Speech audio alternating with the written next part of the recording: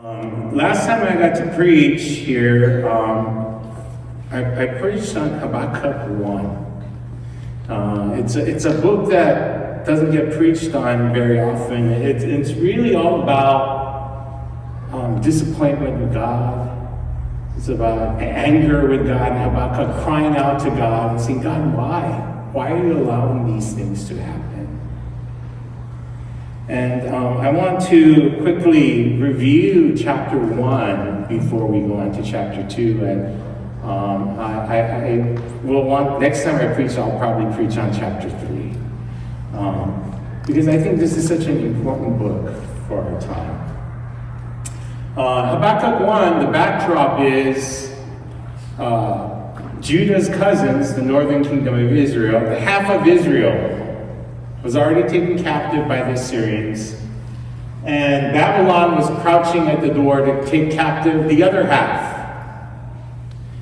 And Habakkuk is really upset because for 4 kings in a row, he had utter, corrupt, idolatrous kings who led the people of Israel astray. And Habakkuk is complaining to God, God, why do you allow these things to happen? Why do you allow such evil to happen? And again, Habakkuk is right before Babylon comes to take captives. And I showed you this slide last time, but I want to show it to you again because it summarizes what God is doing. In Daniel, God tells Daniel there's going to be a series of kingdoms. It's going to start with Babylon, then there's going to be Persia, which is going to conquer Babylon, and then Greece is going to conquer, and then Rome is going to conquer. And there's a reason and a plan of God for all this, although Habakkuk could never understand this, hence his anger and confusion and disappointment with God.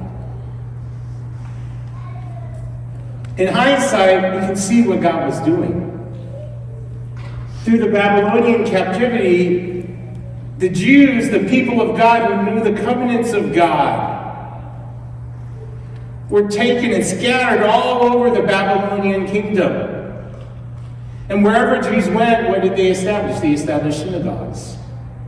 They established synagogues to teach God-fearing Gentiles who God was. In the Persian Empire, it further extended the synagogues as the Jews were further spread across the kingdoms. Then the Greek Empire, as the Greeks conquered, they brought a universal language.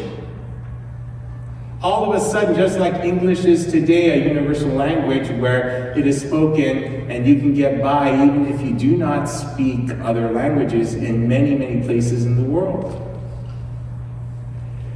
The Romans came by and they built this incredible infrastructure for travel, and they brought this Roman peace that allowed for the first time in the world for people to move across the lands. You know, most people before the Roman peace, you died where you were born. You never traveled anywhere. Then, during the Roman Empire, God finally sends the Messiah. And it allows the people of Israel to use the infrastructure, the language, the synagogues, to spread the gospel of the kingdom to the nations. Now think about this. When Paul went, where did he go? When he started his missionary journeys, where did he go? First place he would go, if you look at him, he always went to the synagogues that were already established because of the previous kingdoms. And there he preached, and there became the focal point of the gospel continuing to go out. How could Habakkuk ever understand the plan of God?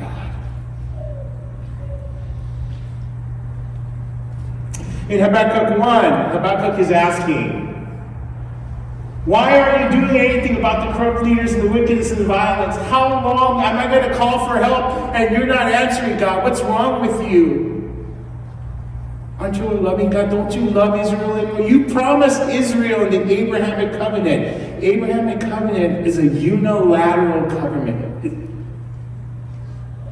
There's 2 different kinds of covenants, right? One is unilateral, that only involves one party. Between two parties, there's an agreement, but only one promises to do something. The other doesn't have to do anything. Then there are bilateral covenants, right, or conditional covenants, where both agree, and if either one fails, the contract is off. But in Genesis 15, God shows us this beautiful, unilateral covenant where he actually puts Abraham to sleep in this covenant. And God himself walks through the carcasses of animals that have been cut in half. It's basically symbolizes, if I don't keep my words, may it be so to me like these animals. And here God is working, but Habakkuk doesn't understand. And God says, I'm going to answer you, but you won't believe it even if you were told. I'm raising up Babylon. I'm raising up the people of Babylon, the Chaldeans. And you think it's bad now, it's going to get worse. They're going to take you captives. Now Habakkuk becomes livid. He says, what? You call that an answer? Aren't you a holy God? Didn't you make that covenant? Every Jew knows about the Abrahamic covenant. Aren't we your people? Aren't you going to make the nation? You're supposed to send the Messiah right about now to get rid of all this corruption and chastise the leaders and reestablish Israel. And that was Habakkuk's idea. But instead, he's told, no.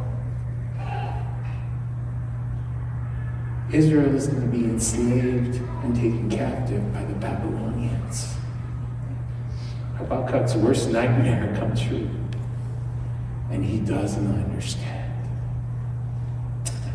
That's the backdrop of chapter 2.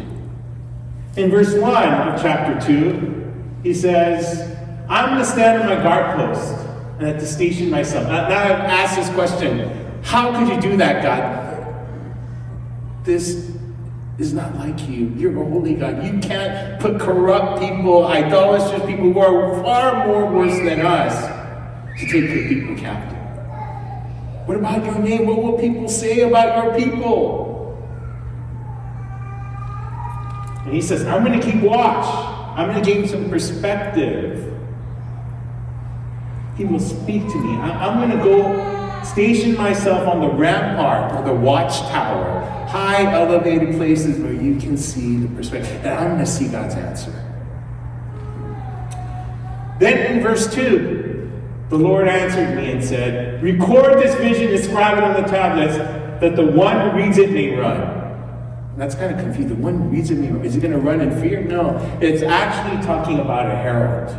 The one who reads this now will proclaim it. Think of Paul Revere. You know, the British are coming, the British. But this time, it's not the British who are coming.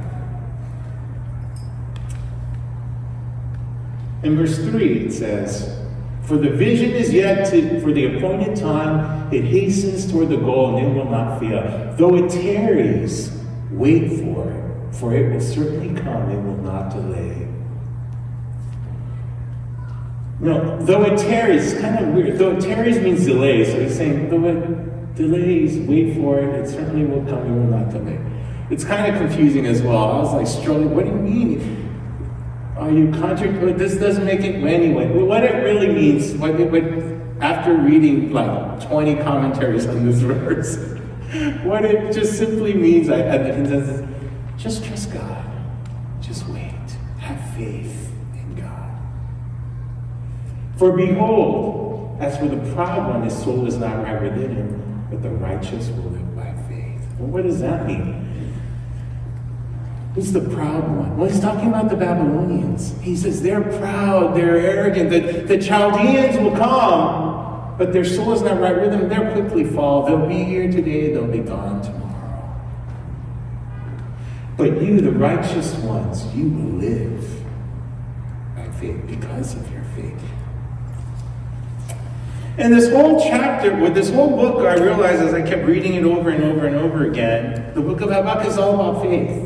When you can't see what's going on, When the plan of God is far above what you could ever imagine, and you get disappointed after disappointment after disappointment and you think it should be this way, but the exact opposite keeps happening. Will you respond in faith? Will you be like Job and say, though he slay me, yet I will hope in him? Now, what does this mean? The righteous shall live by faith. Well, what is faith? Well, the Bible gives us a definition, right? The famous chapter in Hebrews tells us what faith is. What is faith? Faith is what? The assurance of things hoped for, the conviction of things not seen. The assurance of things hoped for, the conviction of things not seen. And without faith, it is impossible to please him. For he who comes to God must believe that he is, and that he is a rewarder of those who seek him. So what is faith? Faith is hope. The assurance of things hoped for. But it's different, because in the English language, what does hope connotate? Hope connotates doubt, right? Because if you say, I hope I'll get there by 6, what does that mean? That means I'm going to try to get there by 6. I want to be there by 6, but I'm not sure. I might not make it. There's a lot of traffic. So when the English word is kind of throws off the meaning of the biblical concept of hope, because they're very different. The biblical concept of hope is a certainty in the things that we hope for. So, for example, when we sing, "My hope is built on nothing less than Jesus' blood and righteousness," what does that mean? That means I am certain of this hope, and I will bet my life on it. And it will change the way I live, and it will give me a new joy every single day. That is the hope that I'm living for. Well, that's what faith means. It's the assurance of the hope. And without that hope, it's impossible to please him. I know many of you guys have heard of Blondin. When we talk about faith, this is probably the most used sermon illustration. It's the best one I've ever heard. But the problem is, I've heard so many versions of it, I don't know which one's true.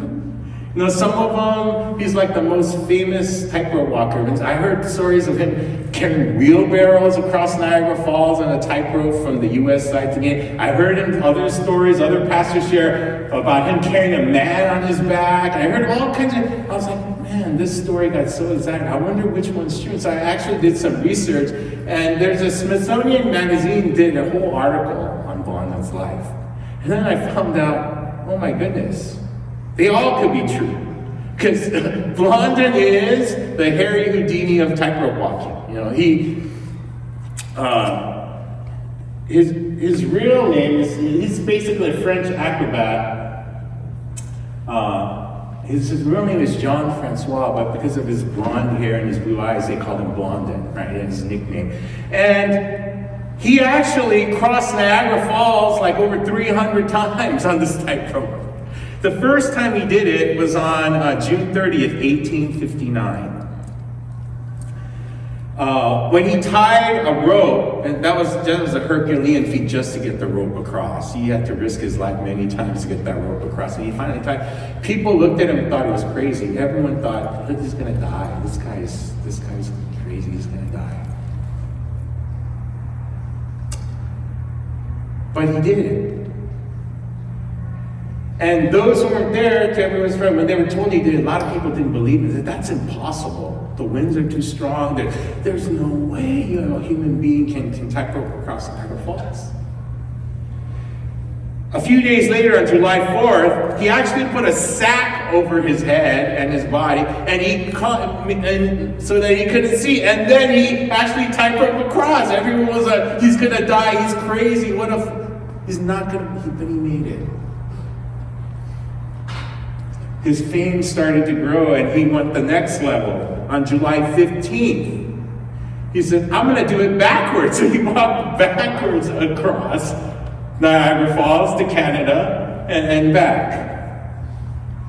And this time on the way back, he brought a wheelbarrow. He was wielding a wheelbarrow. And he started to do more crazy stuff and more crazy stuff. He 2 weeks later, he said, I'm going to somersault and backflip across the road tonight, across Niagara Falls. And everyone thought, she's surely going to die this time. But he made it. Everyone's like, this guy's insane. He can do anything. Every time we think he's going to die, he makes it. And they called everyone back, and he said, now I'm going to really do something that's going to be amazing. He said, do you believe that I can carry someone on my back and cross from the U.S. side across to the Niagara Falls in tightrope? And everyone said, Blondin, we believe. And then he said, who will be that man? And all of a sudden, absolute silence. Shows you where his faith is, right? And the only one who would do it was his manager. So that's his manager over there. He got his manager on his back, and he slowly and he carefully walked across. But that tells you something about what we believe and what we really believe, right? Now, the other saying, put your money where your mouth is, right? What does that mean? Because talk is cheap. We can say a lot of things, but we'll really act on what we really believe in. Blondin went on to do a lot of other crazy stuff. One time he strapped a stove on his back, and he stopped in the middle of the road. He took the stove off, cooked a couple eggs, had breakfast, and then put the stove. He was a showman. He did crazy stuff, but he was the most amazing tightrope walker ever. The funny thing is, he died at a ripe old age of 72 of diabetes. Of all things.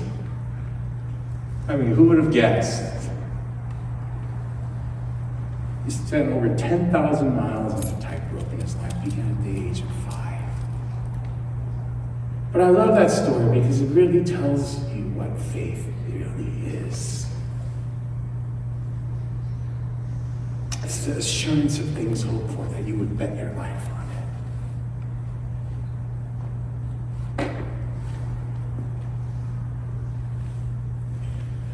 When we look at Habakkuk, faith enables us to wait patiently in difficult times.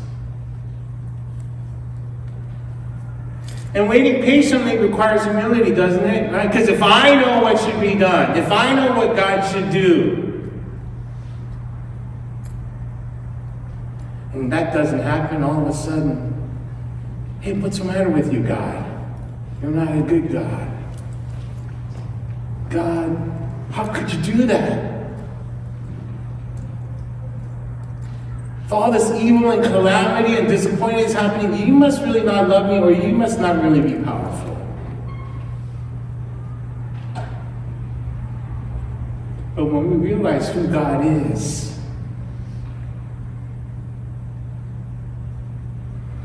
the one who spoke the galaxies into existence,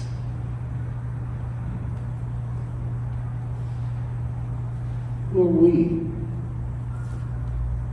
But the beauty of this is that Habakkuk is there to show, as we learned last time, was that God knows us.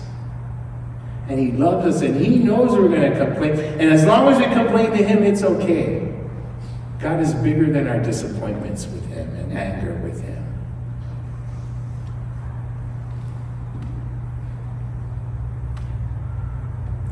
Number 2, faith gives us perspective. Just as Habakkuk climbed on the watchtower to get perspective, to try to figure out God's answer. When we have faith, when we have a hope, the assurance of things hoped for, it's okay. Look at what Paul talks about this perspective. I love these verses. Therefore, do not lose heart. But though our outer man is decaying, yet our inner man is being renewed day by day. For the momentary light affliction is producing for us an eternal weight of glory, far beyond all comparison. For the momentary light affliction is producing for us an eternal weight of glory, far beyond comparison. while we look not at the things which are seen, but at the things which are not seen. While we look at the things which are seen, not at the things which are seen, but at the things which are not seen. For the things which are seen are temporal, but the things which are not seen are eternal. Faith is assurance of things hoped for, the conviction of things not seen. I got a text yesterday.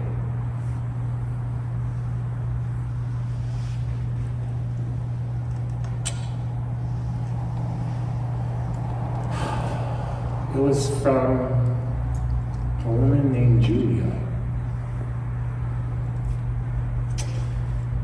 There's a friend of mine who we met at a missions prayer meeting. We would pray for all the missionaries our church was supporting in our little church I used to attend. And he used to come very, very faithfully. His name was Jimmy. And he got married not long ago, but within the first year of his marriage, when he should have been having that honeymoon period, he got diagnosed with stage 4 cancer. I do not understand this.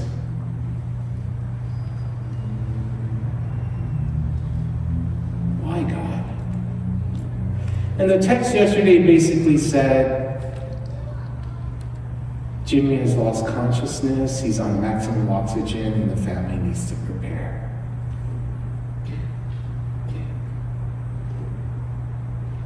My God, how can you be a loving God? You know, they're in the honeymoon period of their life, right?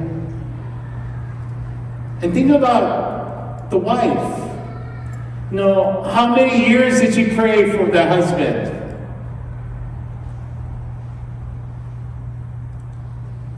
How can you be good?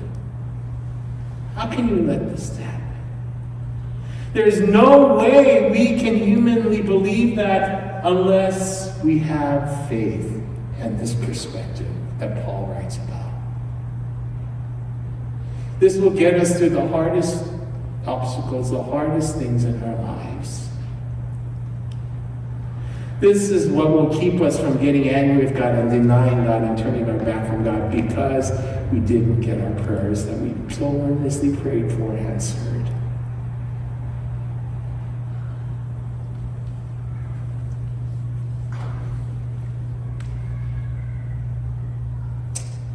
If you look at the same chapter, verses 7 through 11, it says, "But we have this treasure in earthen vessels, so that the surpassing greatness of the power will be of God and not from ourselves.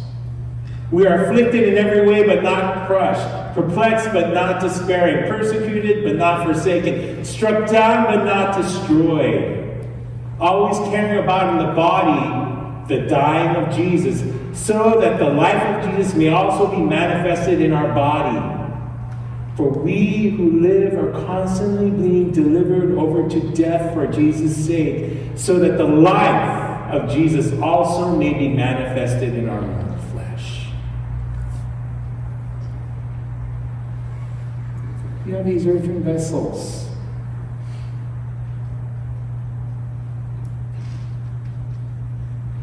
That are weak and fragile. But they also humbles us, and it also causes us to give the glory to God, so that the surpassing greatness of the power will be of God and that people will know that.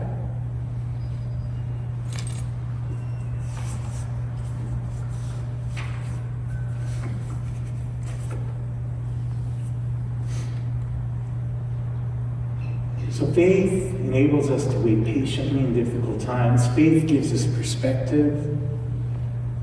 And it's our faith, which is a joyous certainty of an eternity with Jesus.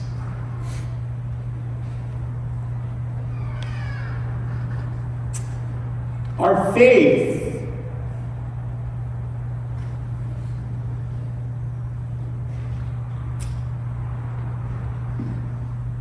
is a joyous certainty of an eternity with Jesus. Remember, the hope we have in Jesus gives us the power to wait patiently and have perspective.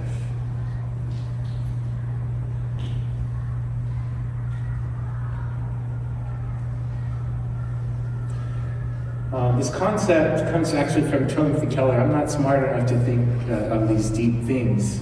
Timothy Keller says, Christian concept of hope is a life-changing, joyous certainty of a future with God. So as my daughter would say, I'm just repeating the same thing as Timothy Keller said, just change the words a little bit.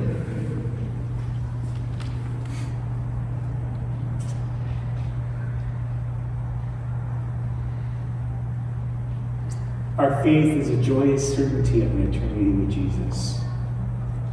As we celebrate Christmas and the Advent season, what's the first Advent? Advent just means coming, waiting for the coming.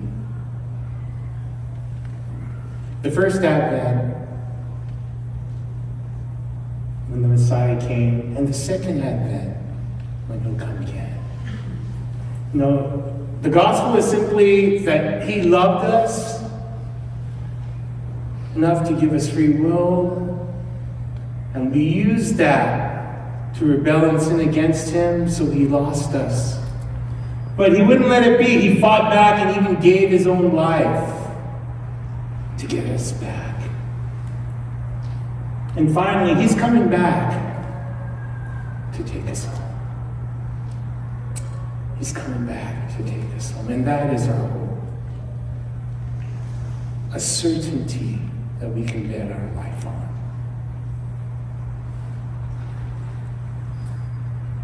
Central truth. The joyous certainty of an eternity with Jesus gives us the patience and perspective we need to face difficult times. Let's go back in prayer.